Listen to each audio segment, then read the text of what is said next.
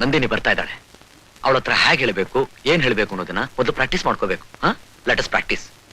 Suppose Nandini ಆ ಕಡೆಯಿಂದ ಬರ್ತಾ ಇದ್ದಾಳೆ ಅಂತ ತಿಳ್ಕೊಳ್ಳೋಣ. Nandini's entry.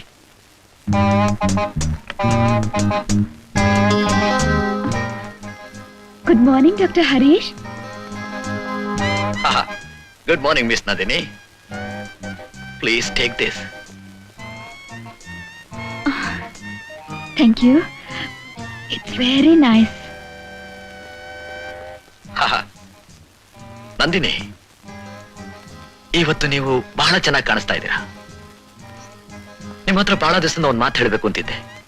You know, I love you. ನಿಮ್ಮನ್ನ ಮನಸಾರ ಪ್ರೀತಿಸ್ತೀನಿ.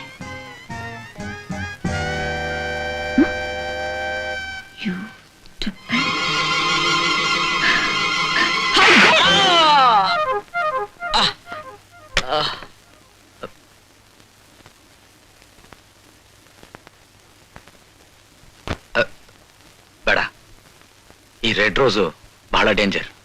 Harish, this approach, direct approach is not at all good. ಬೇರೆ ಏನಾದ್ರೂ ಯೋಚನೆ ಮಾಡು.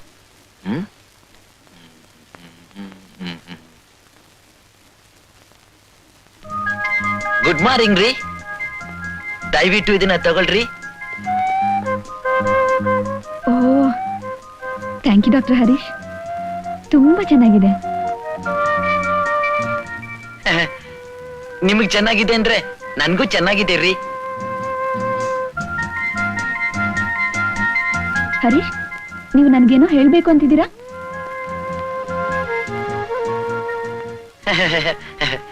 ಹೌದ್ರಿ ಮಿಸ್ ನಂದಿನಿ ರೀ.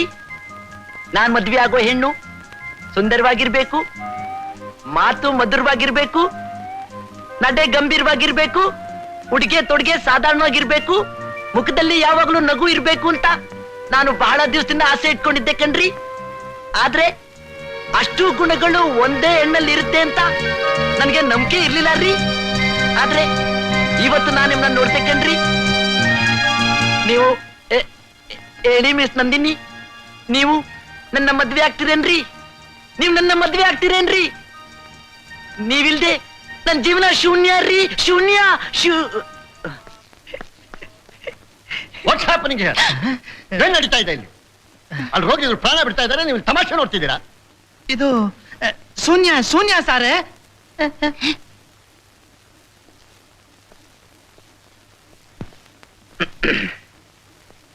ಏನ್ ಶೂನ್ಯ? ನಿನ್ ತಲಕಾಯಿ